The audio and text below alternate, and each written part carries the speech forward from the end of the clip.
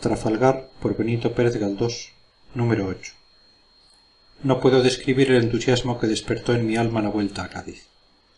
En cuanto pude disponer de un rato de libertad, después que mi amo quedó instalado en casa de su prima, salí a las calles y corrí por ellas sin dirección fija, embriagado con la atmósfera de mi ciudad querida. Después de ausencia tan larga, lo que había visto tantas veces embelesaba mi atención como cosa nueva y extremadamente hermosa. En cuantas personas encontraba al paso veía un rostro amigo, y todo era para mí simpático y risueño. Los hombres, las mujeres, los viejos, los niños, los perros, hasta las casas, pues mi imaginación juvenil observaba en ello no sé qué de personal y animado. Se me representaban como seres sensibles. Parecíame que participaban del general contento por mi llegada, remedando en sus balcones y ventanas las facciones de un semblante alborozado. Mi espíritu veía reflejar en todo lo exterior su propia alegría. Corría por las calles con gran ansiedad, como si en un minuto quisiera verlas todas. En la plaza de San Juan de Dios compré algunas golosinas, más que por el gusto de comerlas, por la satisfacción de presentarme regenerado ante las vendedoras, a quienes me dirigí como antiguo amigo, reconociendo algunas como favorecedoras en mi anterior miseria y a otras como víctimas aún no aplacadas de mi inocente afición al merodeo. Las más no se acordaban de mí, pero algunas me recibieron con injurias recordando las proezas de mi niñez y haciendo comentarios tan chistosos sobre mi nuevo empaque y la gravedad de mi persona que tuve que alejarme a toda prisa, no sin que lastimaran mi decoro algunas cáscaras de frutas lanzadas por experta mano contra mi traje nuevo. Como tenía la conciencia de mi formalidad, estas burlas más bien me causaron orgullo que pena. Recorrí luego la muralla y conté todos los barcos fondeados a la vista. Hablé con cuantos marineros hallé al paso, diciéndoles que yo también iba a la escuadra, y preguntándoles con tono muy enfático si había recalado la escuadra de Nelson. Después les dije que Mr. Corneta era un cobarde, y que la próxima función sería buena. Llegué por fin a la caleta y allí mi alegría no tuvo límites. Bajé a la playa y quitándome los zapatos, salté de peñasco en peñasco. Busqué a mis antiguos amigos de ambos sexos, mas no encontré sino muy pocos. Unos eran ya hombres y habían abrazado mejor carrera, otros habían sido embarcados por la leva y los que quedaban apenas me reconocieron. La movible superficie del agua despertaba en mi pecho sensaciones voluptuosas. Sin poder resistir la tentación y compelido por la misteriosa atracción del mar, cuyo elocuente rumor me ha parecido siempre, no sé por qué, una voz que solicita dulcemente en la bonanza o llama con imperiosa cólera en la tempestad, me desnudé a toda prisa y me lancé en él como quien se arroja en los brazos de una persona querida. Nadé más de una hora experimentando un placer indecible, y vistiéndome luego seguí mi paseo hacia el barrio de la Viña, en cuyas edificantes tabernas encontré algunos de los más célebres perdidos de mi glorioso tiempo. Hablando con ellos yo me las echaba de hombre de pro, y como tal gasté en obsequiarles los pocos cuartos que tenía. Preguntéles por mi tío, mas no me dieron noticia alguna de su señoría, y luego que hubimos charlado un poco me hicieron beber una copa de aguardiente que al punto dio con mi pobre cuerpo en tierra. Durante el período más fuerte de mi embriaguez creo que aquellos tunantes se rieron de mí cuanto les dio la gana, pero una vez me serené un poco salí avergonzadísimo de la taberna. Aunque andaba muy difícilmente quise pasar por mi antigua casa y vi en la puerta a una mujer andrajosa que freía sangre y tripas. Conmovido en presencia de mi morada natal, no pude contener el llanto, lo cual, visto por aquella mujer sin entrañas, se le figuró burla o estratagema para robarle sus frituras.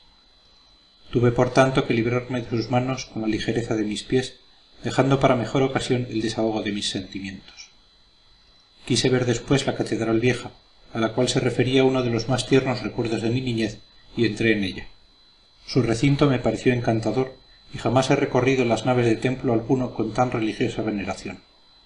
Creo que me dieron fuertes ganas de rezar, y que lo hice en efecto, arrodillándome en el altar donde mi madre había puesto un exvoto por mi salvación. El personaje de cera que yo creía en mi perfecto retrato estaba allí colgado, y ocupaba su puesto con la gravedad de las cosas santas, pero se me parecía como un huevo a una castaña. Aquel muñequito que simbolizaba la piedad y el amor materno me infundía sin embargo el respeto más vivo. Recé un rato de rodillas acordándome de los padecimientos y de la muerte de mi buena madre, que ya gozaba de Dios en el cielo. Pero como mi cabeza no estaba buena a causa de los vapores del maldito aguardiente, al levantarme me caí, y un sacristán empedernido me puso bonitamente en la calle. En pocas zancadas me trasladé a la del Fideo, donde residíamos, y mi amo, al verme entrar, me reprendió por mi larga ausencia. Si aquella falta hubiera sido cometida ante doña Francisca no me habría librado de una fuerte paliza, pero mi amo era tolerante y no me castigaba nunca, quizás porque tenía la conciencia de ser tan niño como yo. Habíamos ido a residir en casa de la prima de mi amo, la cual era una señora, a quien el lector me permitirá describir con alguna prolijidad, por ser tipo que lo merece. Doña Flora de Cisniega era una vieja que se empeñaba en permanecer joven. Tenía más de 50 años, pero ponía en práctica todos los artificios imaginables para engañar al mundo, aparentando la mitad de aquella cifra aterradora. Decir cuánto inventaba la ciencia y el arte en armónico consorcio para conseguir tal objeto no es empresa que corresponde a mis escasas fuerzas. Enumerar los rizos, moñas, lazos, trapos, adobos, bermellones, aguas y demás extraños cuerpos que concurrían a la grande obra de su monumental restauración fatigaría más la diestra fantasía. Quédese esto, pues, para las plumas de los novelistas, si es que la historia, buscadora de las grandes cosas, no se apropia tan hermoso asunto. Respecto a su físico, lo más presente que tengo es el conjunto de su rostro, en el que parecían haber puesto su Rosicler todos los pinceles de las academias presentes y pretéritas. También recuerdo que al hablar hacía con los labios un mohín, un repliegue, un mimo, cuyo objeto era o achicar con gracia la descomunal boca o tapar el estrago de la dentadura, de cuyas filas desertaban todos los años un par de dientes. Pero aquella supina estratagema de la presunción era tan poco afortunada que antes la afeaba que la embellecía. Vestía con lujo, y en su peinado se gastaban los polvos por almudes, y como no tenía malas carnes, a juzgar por lo que pregonaba el ancho escote y por lo que dejaban transparentar las gasas, todo su empeño consistía en lucir aquellas partes menos sensibles a la injuriosa acción del tiempo, para cuyo objeto tenía un arte maravilloso. Era doña Flora persona muy prendada de las cosas antiguas, muy devota, aunque no con la santa piedad de mi doña Francisca, y grandemente se diferenciaba de mi ama, pues así como ésta aborrecía las glorias navales, aquella era entusiasta por todos los hombres de guerra en general y por los marinos en particular. Inflamada en amor patriótico, ya que en la madurez de su existencia no podía aspirar al calorcillo de otro amor, y orgullosa en extremo como mujer y como dama española, el sentimiento nacional se asociaba en su espíritu al estampido de los cañones y creía que la grandeza de los pueblos se medía por libras de pólvora. Como no tenía hijos, ocupaba en su vida los chismes de vecinos, traídos y llevados en pequeño círculo por 2 o 3 cotorrones como ella, y se distraía también con su sistemática afición a hablar de las cosas públicas. Entonces no había periódicos, y las ideas políticas, así como las noticias, circulaban de viva voz, desfigurándose entonces más que ahora, porque siempre fue la palabra más mentirosa que la imprenta. En todas las ciudades populosas, y especialmente en Cádiz, que era entonces la más culta, había muchas personas desocupadas que eran depositarias de las noticias de Madrid y París, y las llevaban y traían diligentes vehículos, enorgulleciéndose con una misión que les daba gran importancia. Algunos de estos, a modo de vivientes periódicos, concurrían a casa de aquella señora por las tardes, y esto, además del buen chocolate y mejores bollos, traía a otros ansiosos de saber lo que pasaba. Doña Flora, ya que no podía inspirar una pasión formal ni quitarse de encima la gravosa pesadumbre de sus 50 años, no hubiera trocado aquel papel por otro alguno, pues el centro general de las noticias casi equivalía en aquel tiempo a la majestad de un trono. Doña Flora y doña Francisca se aborrecían cordialmente, como comprenderá quien considere el exaltado militarismo de la una y el pacífico apocamiento de la otra. Por esto, hablando con su primo en el día de nuestra llegada, le decía la vieja: «Si tú hubieras hecho caso siempre de tu mujer, todavía serías guardia marina. ¡Qué carácter! Si yo fuera hombre y casado con mujer semejante, reventaría como una bomba. Has hecho bien en no seguir su consejo y en venir a la escuadra. Todavía eres joven, Alonsito. Todavía puedes alcanzar el grado de brigadier que tendrías ya de seguro si Paca no te hubiese echado una calza como a los pollos para que no salgan del corral». Después, como mi amo, impulsado por su gran curiosidad, le pidiese noticias, ella le dijo: «Lo principal es que todos los marinos de aquí están muy descontentos del almirante francés, que ha probado su ineptitud en el viaje a la Martinica y en el combate de Finisterre. Tal es su timidez y el miedo que tiene a los ingleses, que al entrar aquí la escuadra combinada en agosto último no se atrevió a apresar el crucero inglés mandado por Collingwood, y que sólo constaba de 3 navíos. Toda nuestra oficialidad está muy mal por verse obligada a servir a las órdenes de semejante hombre. Fue Gravina a Madrid a decírselo a Godoy, previendo grandes desaires si no ponía al frente de la escuadra un hombre más apto. Pero el ministro le contestó cualquier cosa porque no se atreve a resolver nada, y como Bonaparte anda metido con los austríacos, mientras él no decida. Dicen que éste también está muy descontento de Villeneuve y que ha determinado destituirle, pero entre tanto. Ah, Napoleón debiera confiar el mando de la escuadra a algún español, a ti por ejemplo, Alonsito, dándote 3 o 4 grados de mogollón, que a fe bien merecidos los tienes. Oh, yo no soy para eso, dijo mi amo con su habitual modestia.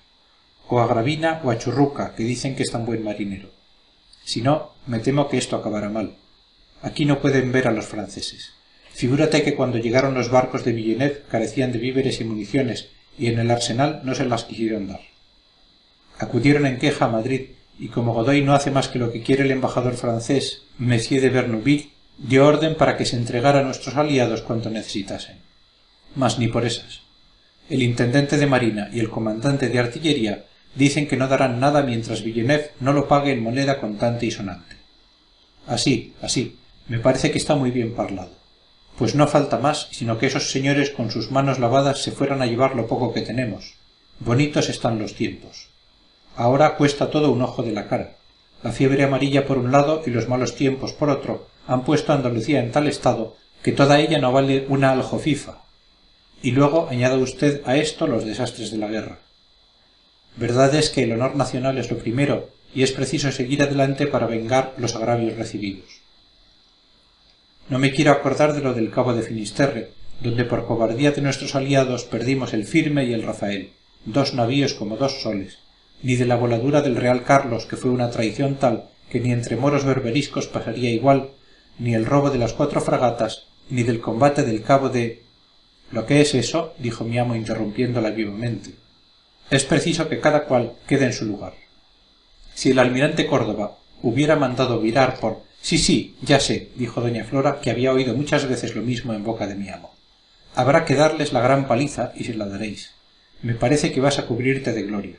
Así haremos rabiar a Paca. Yo no sirvo para el combate, dijo mi amo con tristeza. Vengo tan solo a presenciarlo por pura afición y por el entusiasmo que me inspiran nuestras queridas banderas. Al día siguiente de nuestra llegada recibió mi amo la visita de un brigadier de marina, amigo antiguo, cuya fisonomía no olvidaré jamás, a pesar de no haberle visto más que en aquella ocasión.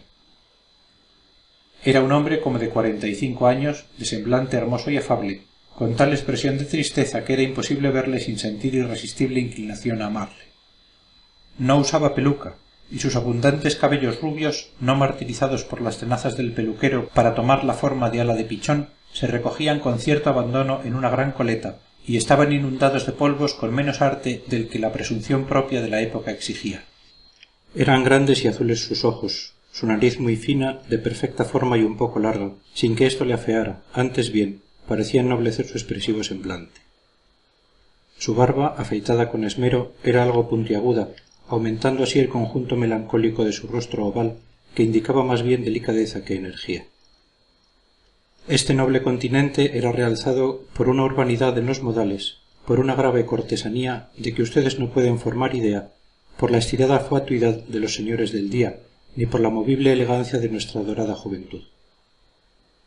Tenía el cuerpo pequeño, delgado y como enfermizo.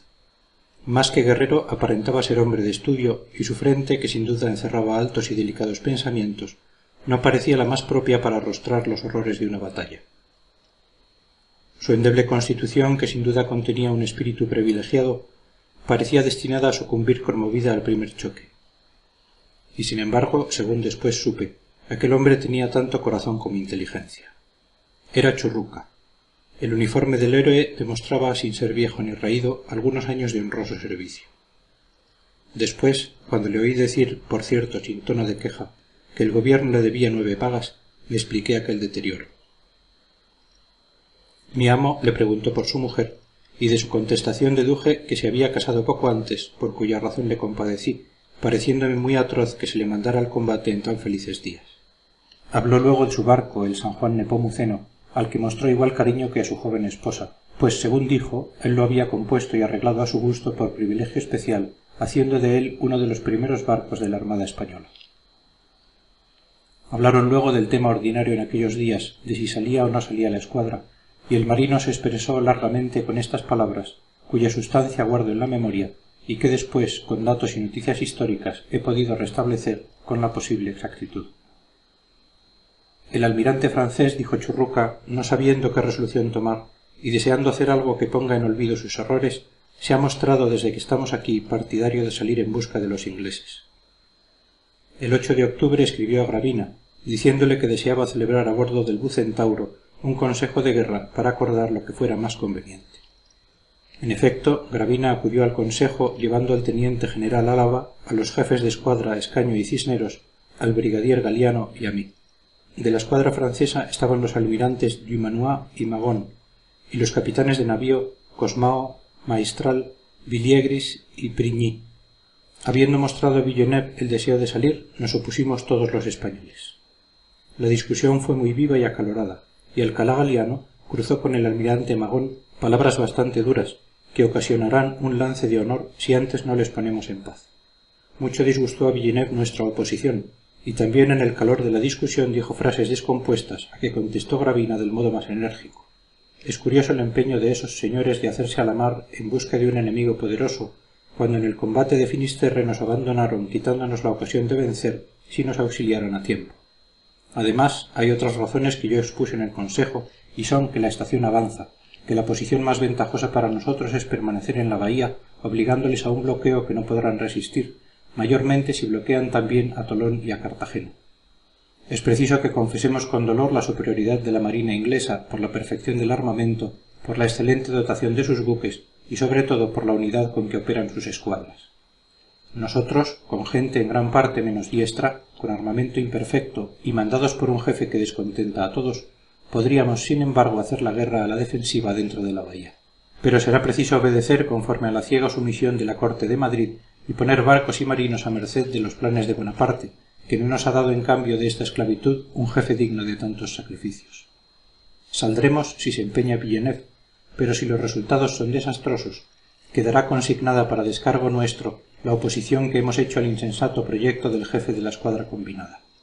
Villeneuve se ha entregado a la desesperación.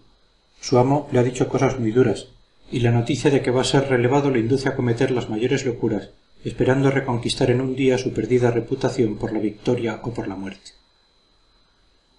Así se expresó el amigo de mi amo. Sus palabras hicieron en mí grande impresión, pues con ser niño yo prestaba gran interés a aquellos sucesos, y después, leyendo en la historia lo mismo de que fui testigo, he auxiliado mi memoria con datos auténticos y puedo narrar con bastante exactitud. Cuando Churruca se marchó, doña Flora y mi amo hicieron de él grandes elogios, encomiando sobre todo su expedición a la América meridional para hacer el mapa de aquellos mares. Según les oí decir, los méritos de Churruca como sabio y como marino eran tantos que el mismo Napoleón le hizo un precioso regalo y le colmó de atenciones. Pero dejemos al marino y volvamos a doña Flora. A los 2 días de estar allí noté un fenómeno que me disgustó sobremanera, y fue que la prima de mi amo comenzó a prendarse de mí, es decir, que me encontró pintiparado para ser su paje.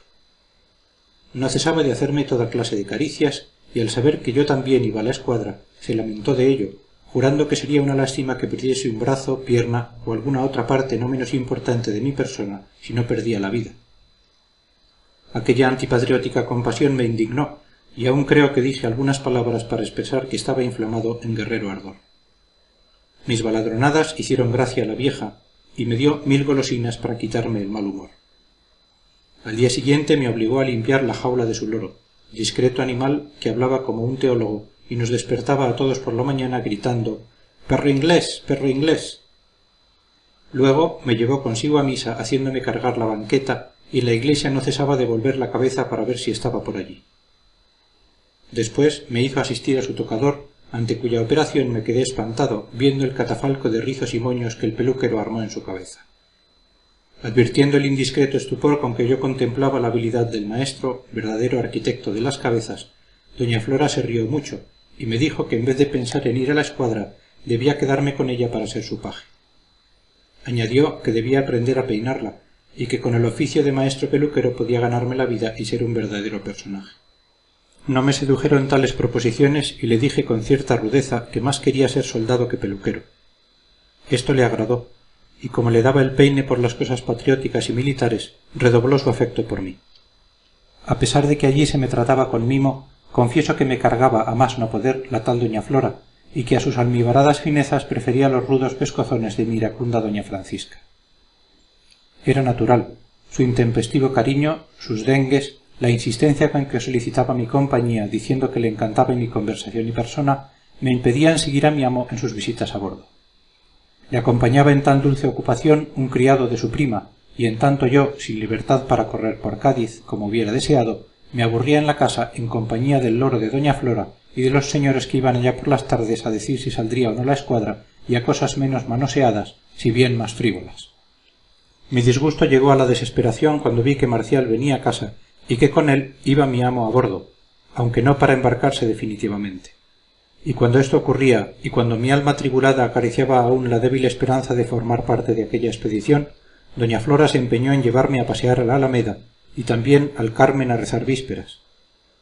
Esto me era insoportable, tanto más cuanto que yo soñaba con poner en ejecución cierto atrevido proyectillo que consistía en ir a visitar por cuenta propia uno de los navíos, llevado por algún marinero conocido que esperaba encontrar en el muelle. Salí con la vieja y al pasar por la muralla deteníame para ver los barcos. Mas no me era posible entregarme a las delicias de aquel espectáculo por tener que contestar a las 1000 preguntas de doña Flora, que ya me tenía mareado. Durante el paseo se le unieron algunos jóvenes y señores mayores. Parecían muy encopetados y eran las personas a la moda en Cádiz, todos muy discretos y elegantes.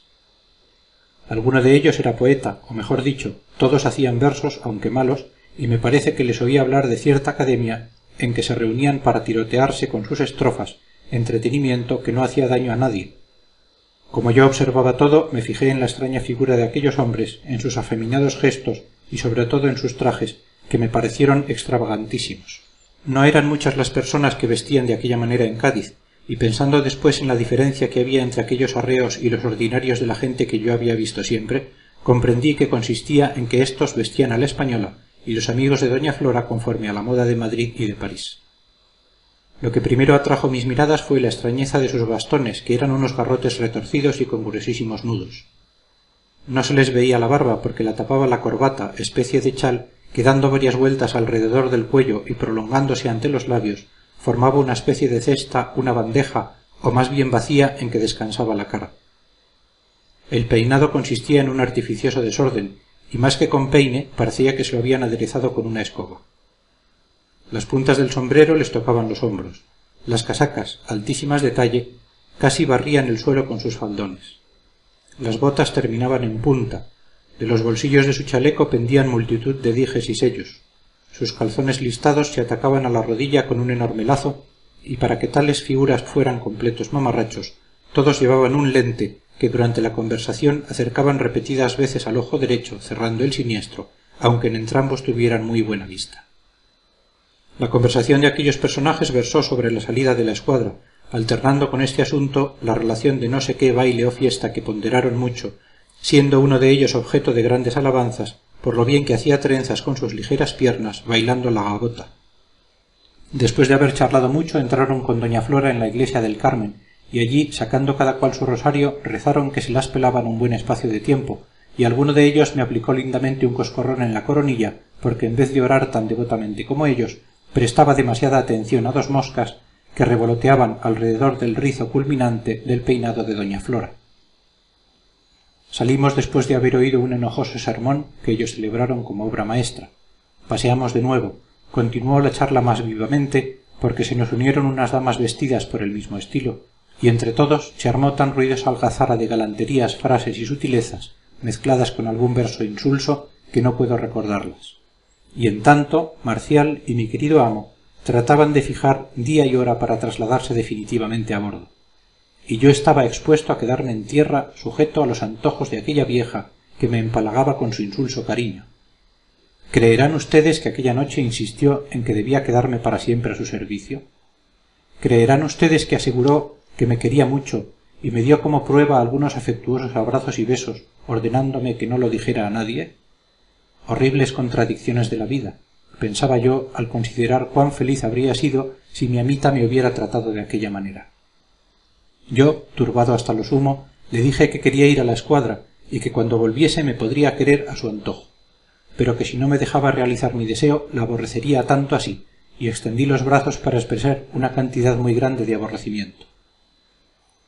Luego, como entrase inesperadamente mi amo, yo, juzgando llegada la ocasión de lograr mi objeto por medio de un arranque oratorio que había cuidado de preparar, me arrodillé delante de él, diciéndole en el tono más patético que si no me llevaba a bordo me arrojaría desesperado al mar. Mi amo se rió de la ocurrencia. Su prima, haciendo mimos con la boca, fingió cierta hilaridad que le afeaba el rostro amojamado, y consintió al fin. Diome 1000 golosinas para que comiese a bordo, me encargó que huyese de los sitios de peligro, y no dijo una palabra más contraria a mi embarque, que se verificó a la mañana siguiente muy temprano. Fin del número 8.